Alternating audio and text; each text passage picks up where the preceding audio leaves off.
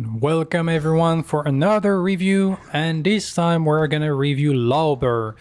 Lauber, the offlaner for D-Lab, and similar to Toasty, is not playing that many ranked match, so we have to take one of the game that he played during the PCC9 group stage against Professors.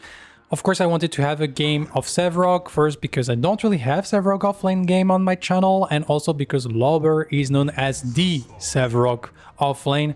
And so I'm curious to see how he's going to manage against a Terra. He's playing against Tekken Kid. Tekken Kid, a very proficient bruiser player, and Terra is supposed to be a pretty hard matchup for Sevarog. But Lauber, like every time I see him playing that character, I feel like he proved me wrong that this character doesn't have bad matchup. So let's see what he does with it. So we see that we start with the Siphon. Of course, we want to be able to stack minion. One thing that you should be looking for with the Siphon is try to get Siphon with your stack, but also on top of the enemy player. But any good offlaner is not gonna let that happen. And so here also naturally with the Siphon, we push the wave, which is one of the weaknesses of Sevarog, but here that way, that means we're gonna play like for the level 2. Tekken Kid not trying like to contest that at all. Has gone for the Ruthless Assault first, which I think it's fine because Sevarog don't really have any way to counter that. And now we're gonna get the level 2. We missed the Siphon. I think Lauber was looking to Siphon the minion plus get the level 2, and then thanks to the level 2 was maybe looking for much more aggression onto Tekken Kid. And overall here, we missed like one minion, we're charging, and so we can see how Lauber walk away. I remember seeing that in a previous video when it was Feng Mao against the Terra, and it's very important that you can try to tell when they're going for the dash, and you try like to not fight into the dash, because the dash is damage plus armor plus a little CC. It's a lot of like effect, and so you should try to dodge in those situations to not offer all those bonus for the enemy, and don't try to fight in those situations. So of course, when you're a Sevarog, you don't want to miss cannon. Cannon is very important. It's 3 stack for your Reaper of Soul passive, and getting your passive stack fast makes you more tanky, but also makes your Siphon deal more damage, which means it's easier to keep stacking. And so like it's a very, very important abilities. Here we're looking to get the wave on the tower. The problem is the wave is gonna get catched by the enemy, like by the enemy wave, so some minions are gonna die. Maybe we try to go for a subjugate, but I think the minion is not dying, so it's fine. No minion has been lost. But we have to be careful because, like, as we can see, as a Sevarog, enemy jungler can be coming. Here we're trying to clear the wave pretty fast to not stay like too long. We see that like Tekken Kid now is going for the full-on aggression. Explosive Flower is not there yet, so we're gonna Phantom Rush away and probably go for the reset. We have enough for the Brimstone. Tekken Kid is gonna be annoying trying to stop that back. But because he go for the Scion buff, now we have a window for Lauber to try to crash that wave, but it's a cannon wave, so he cannot really crash it. He was trying to steal like this steel buff, but he cannot, so we were waiting for Conte. We get the flash out of Tekken Kid. Here we're gonna try like to crash that wave. We still like miss the melee minions, so it's not ideal. But you can see how Lauber is here to try to help. Conte is here, but now we got the rotation from Grati, and Lauber is in danger. We'll have to Phantom Rush away. He's waiting. We got the flash for the flash. Overall, I would say that's at the advantage of Tekken Kid, because Tekken Kid doesn't have to use it. He used his flash earlier, but no, like Lauber had this flash and now he doesn't have it, so that kind of equalized and allow more aggressive play for Tekken Kid in the future. And the wave, I think, didn't like fully crash. As we can see, Grati captured that wave, which means that Tekken Kid can come back to a frozen lane, while Lauber will have to find a way to break a little bit that freeze.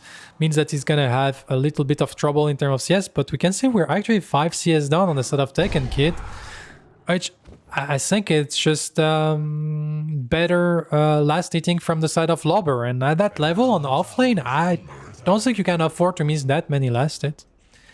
Because Lauber wasn't really applying that crazy amount of pressure. Like, he's a Sevarog into a Terra, he cannot really do that much. Here we see we rotate for the River buff. River buff is still 2 stack for the Reaper of Soul passive, so it's not bad. Try to get a little bit of damage. Siphon is a very good ability to trade. Every time you can get a Siphon, that's like some damage, but also some healing for yourself. So you're a very big sustain when it comes to... And here we're gonna get the root. Tekken Kid going like a little bit aggressive, but has to be careful because... Yeah, he missed the Ruthless Assault. He do get the level 6 though, so that's something Lauber has to respect. But now, like, Lauber has sustain. Well, Tekken Kid doesn't have. And we see a Happy Picker going for the rotation. Wave is gonna slightly push. It's not gonna be a freeze because it's only like 2 range minion and the range minion are gonna be a Crow. And you're a Sevarog with a Brimstone, so... Here we try to be aggressive. We're gonna get the Unstoppable, but now we... Can get the root. We're gonna try to go for the root, get some good damage. That's gonna be the kill. Colossal Blow get secured because of the level 6. And good rotation by Happy Picker that killed Tekken Kid. I think Tekken Kid trying to force a little bit too much. No, like being still 6 CS down on a matchup that is supposed to have advantage. True, Conte came.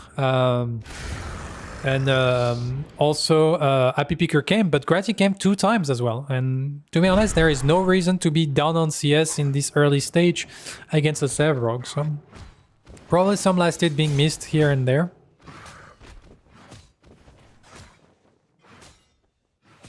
So Lauber so far having a good time, working towards his Fire Blossom.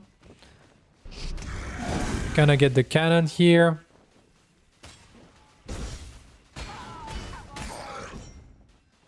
Here is still into a good position until like Tekken Kid get the Mutilator. Like of course he has to respect, but now he's in a position that is like pretty confident. Still Terra does a lot of damage to a Sevarog. As we can see here. Gratty is coming back for the 3rd time. We're trying like to kind of bait, but Tekken Kid waiting for the right timing. Then we get the chain CC. It's gonna be the Shield Slam, and that's probably a very, very, very dead Lauber. So pretty good gank, but on the other side, we're gonna like force a Fang Tooth because of that gank. So the enemy team is gonna try to force a Mini Prime, probably gonna offer it to Tekken Kid.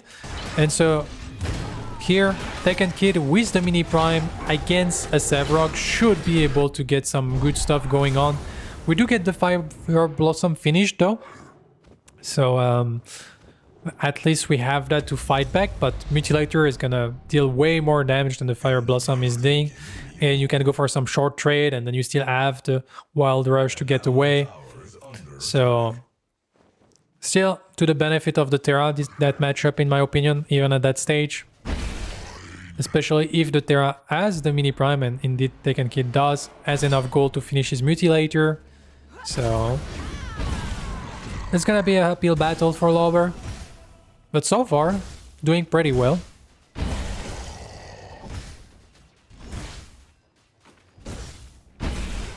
It's gonna get like his stacks. Gonna start the Cyan buff.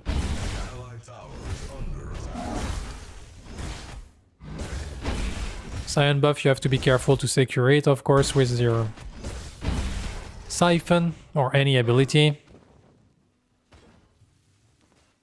And so here we have the Mini Prime.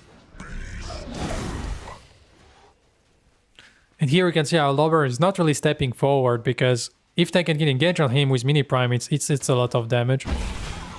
Here he tries to step up, but you can see like a simple Ruthless Assault, and that's 20% of his life that is gone.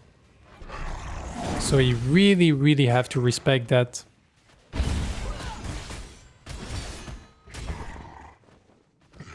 But not panicking, as you can see. Not going like for fast Phantom Rush.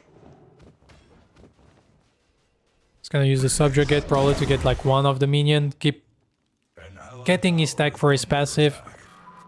With a Sevarog, I feel like you need to be patient and just like play your minigame correctly, which is minigame is stacking your passive. Because if you do well in the early game, not dying, farm correctly, you're gonna be strong in the mid and the late game. And you can like completely carry game with that character if you go into the mid and late game without like suffering in the early game too much. And so that's really like what is your job, understanding the strengths of your character. Here we're gonna like try to apply a lot of pressure with this mini prime. The wave was pretty big. We're gonna use the colossal blow to clear the wave as fast as we can so we don't lose the tower. Try to get like all the CS, and we can see thanks to colossal blow the tower is not dead. And now we have Conte making his rotation over. So here of course we're in comp. That's a timing that Tekken Kid wants to secure the tower, so he's gonna like push aggressively, but mini prime is finally finished. Lauber was kind of baiting, Conte arrived, and here there is like no way for Tekken Kid to escape. And that's gonna be a kill. That's gonna be the tower defended against a mini prime. I think the colossal blow on the wave was definitely needed to be able to defend, because otherwise that would have been too much minion damage and the tower would have fallen. And with the tower fallen, they will never have that opportunity afterwards to get Conte to rotate and kill Tekken Kid, because Tekken Kid wanted to force it. And so good bait, good punishment. And we're still like 0, 1, and 2. We're 89 CS to 76, working towards the Fist of Razul. And we're chilling on that Sevarog.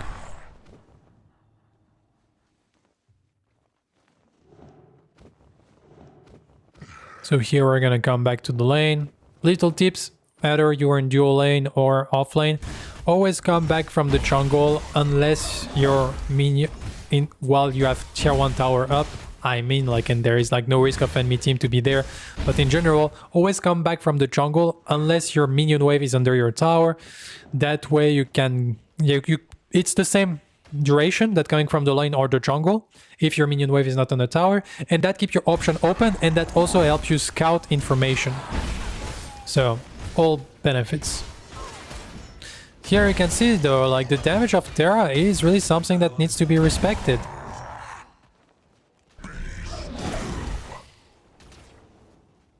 But you can see how Lauber is not panicking with the Phantom Rush. If you Phantom Rush away, then suddenly it's just like the dash from Tekken Kid, and then he's like, he's kind of dead. Like what really matters as any character is your last hit point, so... Here we kind of play slow. Also, that's a thing, like Sevarog, if you spam Phantom Rush is 80 mana. It's a lot of mana. And as Sevarog, you already need to spend your abilities to be able to gain stack. So if you start spamming Phantom Rush, you're going to be out of mana. And if you're out of mana, then it's very, very easy to abuse you. And so this is where I feel like one thing I really see here Lauber doing, it's been a while since I've watched him play Sevarog, I feel like it's like it is patience of understanding when he really needs to use Phantom Rush, and most of the time he doesn't. Here you can see here how many people would have just dashed away immediately to dodge the dash. Here it's just sidestep, subjugate, he's fine, and then it's just gonna go for the reset. Here he reset because probably he has Fist of Razul complete and Razor back, so pretty good power spike. Crest complete plus second item complete, and he was looking for a rotation towards the Fangtus, but his teammate already secured it before him arriving there. So back to farming in his lane. Still a little bit ahead, as we can see, no 23 CS lead. Gonna get the ward on the mini prime. You know that Tekken Kid is here because he saw the ward. Try to go for the Siphon. Siphon doesn't connect.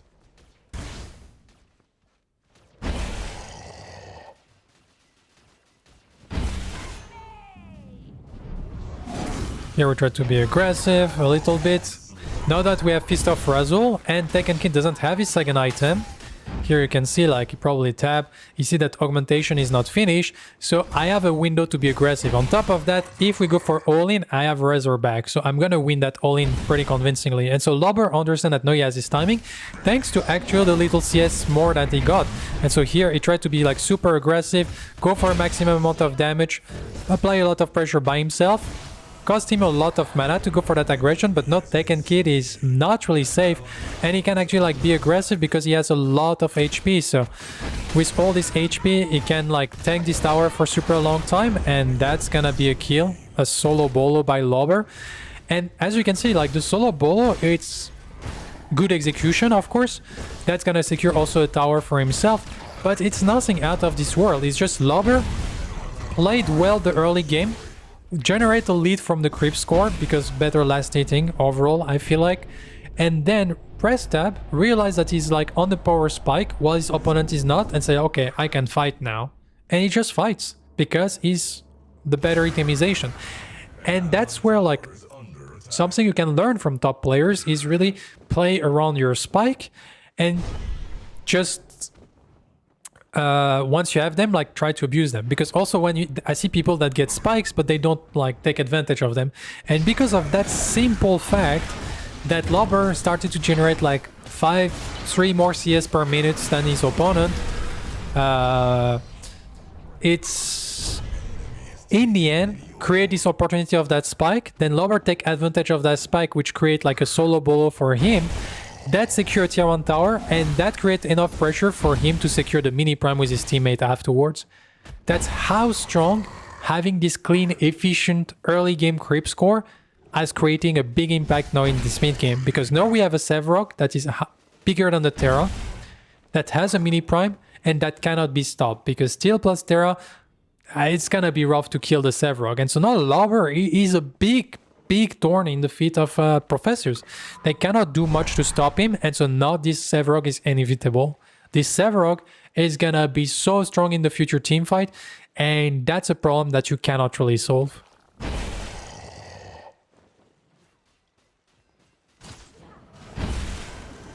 And here we're gonna use the mini prime to try to secure the tier 1 tower in mid lane.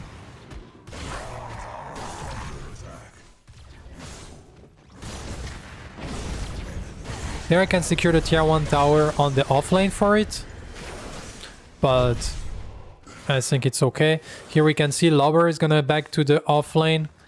I think Terra still has time to secure this tower, so we get the tier 1 tower for losing the tier 1 tower in offlane, but I think it's still worse on the side of D-Lab because the next action is gonna be around the Fangtus. Ooh, and actually we're gonna Colossal Blow the wave, so we even defend the tower here. Pretty rough for Professors. They kind of would have loved this gold injection for their team and Tekken Kid as well. Here you can see how Lauber is playing offensive to not let Tekken Kid be able to go into the jungle to help Kratty. And so now because of that, we're going to get like full priority on offlane. And to go back to my point, I think it's fine to trade the tier 1 tower in offlane for the tier 1 tower in mid lane because the next action is going to be around Fangtus. We want the triple Fangtus. And removing tier 1 tower in mid lane actually remove a lot of safety for the side of Professors in that next fight. While taking tier 1 tower in offlane, there is no mini prime, no ore prime, and it's the lane of like the Sevarog that is big, so this tier 1 tower in offlane is less valuable, strategically speaking, than this tier 1 in mid lane for what is going to happen right next after in that match. And so here we can see we apply a lot of pressure on the offlane, and they cannot come to contest that pressure on the offline, so that means a lot of minion is going to be lost. Here we arrive here for that fight. Gratty tried to force something immediately. As soon as Gratty is in the backline, you can see how Lauber just walk forward, triple Colossal Blow on people, and that's going to be everyone like exploding, and that's going to be Tekken Kid securing a kill, but then we're going to chase, we're going to like flash, and joke on you, Lauber, you missed the flash. But here, what Lauber does is absolutely perfect, and that's one of the reasons I believe Lauber is probably one or if not the best tank player in the game. He really understands what you should be doing with a tank. There is not many tank in Predecessor. Most of the cast are bruiser. There is a few, and Sevarog is definitely one of them. And here you can see what happened. Gratty jumped in the backline of his team. I would see so many players that just like stood there and tried to damage Gratty. But that's not the correct play. The correct play is exactly what Lauber has done. Is pop the Razorback and go immediately into the backline of the enemy team to be a nuisance to them, to stop them to be able to DPS the ally that gets CC crowd controlled by Gratty, the steal. And because he does that, and because he's far ahead, like he took like 60% of his health for that play. But that means his backline is safe. And now once Grati, like the Menace Grati has been stopped, then he looked for the opportunity with this wonderful Colossal Blow. And now his backline, since his backline is safe, they have a lot of damage to follow up. And that's a guaranteed like team fight. So Grati going a little bit deep, but then the fight is fully won by the perfect reaction from Lauber, going into the enemy backline, securing a wonderful triple Colossal Blow, and that's just like basically like triple Fang Tooth. And it's gonna be almost impossible for Professor to come back from there. In terms of optimization, as we can see, Fire Blossom, Feast of Rezul, Tented Ward. To be honest, it seems that he's not really scared about the damage of the Zincs, the Bellica, the Steel. Steel, decent damage, Bellica, decent damage, but it's more like Bellica is very dangerous for Squishy. You already have a lot of HP with all of those ability, a lot of HP from your passive, so it's not like magical damage is gonna kill you. What can be dangerous is the Drongo damage, and of course also the damage from the Sky Splitter that you want to reduce, and the Terra damage. So here we're optimizing in that direction. Get also the anti-heal to make like the Zincs heal a little bit less impactful. And you can see how Lauber now is so big that he can just keep pushing, and Tekken Kid's never gonna be like in advance for all those fights. And so here we're gonna go for the rotation. Bry is getting low. We're looking for the opportunity. A perfect triple subjugate into double Colossal Blow, and then we can turn the fight around, and the damage is too much. And here we're gonna secure a triple kill again. Everyone is dead besides Grati, so we're gonna like turn our attention towards the O Prime. To be honest, it's not easy because it's like fights in close corridor, but like Lauber is finding too much value with those subjugate, those Colossal Blow. Everyone is always kind of grouped up on the side of Professors. Like I said, a very good early game from Lauber. Of course, Conte came from a couple of times to help him through the early game, but I feel like Lauber managed most of it by himself. Here we can see how they slow DPS to be able to get the R-Prime also on AP Picker that were dead. And then, if you manage to get through that early game efficiently, like you can see also like full stack very early in the match. Not really full stack, but 160 stack, so like tier 4 stack. And it's just pretty easy in the end. Like you become inevitable in this mid-late game team fight. It's just like unstoppable, and like Professor has nothing to stop that Sevarog, and just at that point they cannot win team fight if Sevarog is there, and they cannot like stop this Sevarog from being there because Sevarog is free to push to the tier 2 tower without any care in the world because he's just too big, and they need to bring probably like 3-4 people to be able to kill him. Lauber kind of missing the Colossal Blow here. Pretty big whiff. But you can see like it doesn't even take damage despite the fact that 2 people are around. Like they cannot do anything. So now they have also a Sevarog that is free to split push. So they can play as 4 in the mid lane. I think the best shot for Professors is to try to make something happen in 5v4 in the mid lane. But of course D-Lab is probably very well aware of that. So they're just gonna play slow and not let that happen. And as soon as someone died, then Lauber was looking, oh, should I rotate to that fight? And since D-Lab won that fight, the 4v5, then he can just like keep split pushing, gonna secure the tier 2 tower, gonna push towards the inhibitor, and at that point it's game over. But I feel like it's a nice showcase here of slow and steady wins the race once again. Like I think it's similar to what we have seen Toasty do, is nothing too fancy. They just like play slow and steady, and here you can see how this like 15 creep score difference created a power spike because we got 2 items from Lauber while Tekken Kid was still working on his second item. Took advantage of that, secure a tier 1 tower, secure the kill, secure the tier 1 tower, secure the mini prime, and now the Sevarog is unstoppable.